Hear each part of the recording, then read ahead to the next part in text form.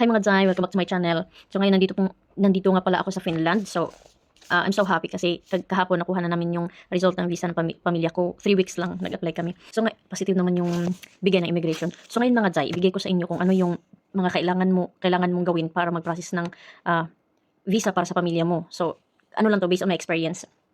So first, kailangan nyo kumuha ng passport, tsaka passport ng pamilya, ng anak mo, tsaka asawa mo. Kasi yung sa akin po is kinuha ko is passport ng anak ko, tsaka asawa ko. So may passport na po sila. Nung may passport na sila, pina-apostil namin yung marriage certificate ko, ay namin ng asawa ko. Pero dapat latest po siya na marriage certificate, hindi po yung more than 1 year na kasi invalid na po yun sa Finnish consulate. Tapos yung birth certificate din po ng anak ko, pina-apostil din po namin. So itong dalawa yung pinaka-importante bago kayo mag-proceed for another steps. So una, nagpa-appointment kami sa DFA para sa apostil.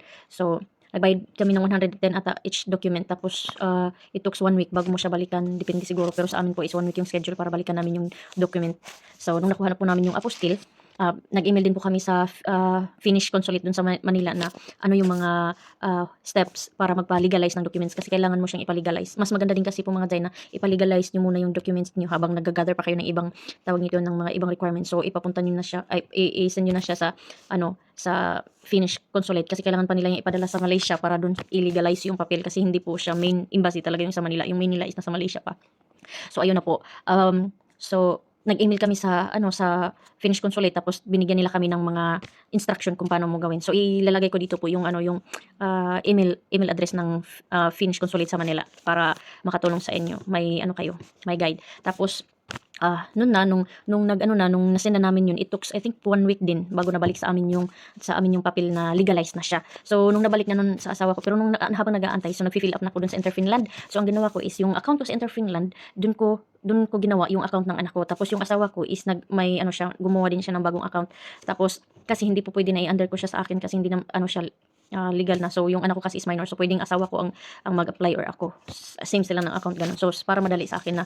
Pero ako na lang din yung nag-fill up ng email ad lang ng asawa ko yung ginamit ko sa Interfinland para sa account niya. So ayun na. So ang prepare ko po sa tawag nito para sa mga documents na kailangan is yung employment contract ko dito sa Finland. Tapos sabi naman sa Interfinland, kung may ka bank statement, hindi na nila hihingin yung payslip kung tawag nito, if needed lang. So, pero nung nag-visa appearance sila, ni-request na magbigay ako ng payslip kahit may bank statement na ako. Kaya nag-send na lang din ako ng payslip ko. Inano ko dun sa account nila, in-insert ko. Tapos yung latest tax card mo dito sa Finland, tax decision and tax return yun, yung kailangan makikita mo, yung nasa Vero yun.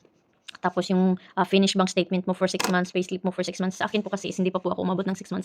5 months pa lang ako nung in-apply ko inantay ko na lang yung tawag nito, sahod ko for the 5th month para masama siya sa sa bank statement ko bago ko sila bago sila nag visa appearance. So ayun na po nung nag-explain lang ako dun sa account nila kung bakit 5 months lang yung 5 months lang yung nabibigay kong payslip tsaka bank statement. So nag-explain ako doon bago pa lang ako na-hire sa Finland. So kinakabahan din ako mga Jai kasi 6 months yung hinihingi nila. Pero at least pero thank God pa rin na pinayagan pa rin nila akong inapprove pa rin nila yung visa ng pamilya ko. So I'm so happy. So residence card mo tsaka yung passport mo, kailangan mo yung picturean, scan mo, send mo sa kanila kasi kailangan yun sa visa appearance nila tsaka parang kailangan din yun sa tawag nito, kailangan yun sa legalization din ng documents. So ayun na. So sa documents ng anak ko is hiningi sa kanya is yung birth certificate na legalized na. So ayun, in-insert ko dun. Tapos yung sa asawa ko, yung hiningi sa kanya is yung marriage certificate na legalized na din. Tapos nakalimutan ko kung hiningi din ba yung marriage certificate namin sa documents ng anak ko. Parang hindi naman ata. Basta ayun. Basta yun lang yung dalawa na kailangan. Tapos parents consent. So nag-letter kami na nagbigay kami ng consent na mag-travel yung anak namin.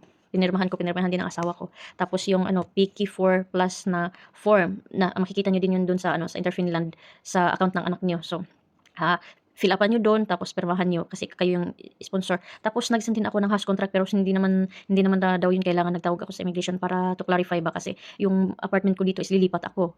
Tapos yung tinanong ko kung anong kailangan na tawag nito na apartment contract, ito bang luma ko or yung magiging bago kong apartment contract kung saan sila tutuloy kung pupunta na sila dito sa Finland. Pero sabi ng Finnish immigration, hindi na daw yun kailangan. So hindi na, sa labas doon. Kagaya nung nag-apply din tayo ng Interfinland, yung mga ganung ways. Tapos sponsor's passport, yung passport ko, in-insert ko din doon sa account ng anak ko tsaka sa asawa ko kasi ako yung sponsor. Tapos doon sa account naman ng asawa ko mga Jai, yung in-insert ko dun is same as like my bank statement nag-insert din ng bank statement yung asawa ko, yung bank statement niya dun sa Pinas tsaka bank statement ko in-insert namin dalawa sa account niya. Tapos yung payslip ko din, tapos yung tax card ko, tapos yung PK1 Plus, ako yung pumirma kasi sabi ng immigration hindi daw dapat pala yung asawa ko, dapat ako daw yung pipirma dun kasi ako yung sponsor. So ngayon nag-send ako ulit sa kanila ng PK1 Plus na form na ako yung nagpirma nung nag-visa appearance na sila. So, tapos yung marriage certificate namin na legalized na, tapos residence permit application form, ito yung pagkatapos ng magbayad, yung resibo tsaka yung application form na lalabas na ipiprint niyo para sa pag-visa appearance niyo, tapos yung residence permit card ko din.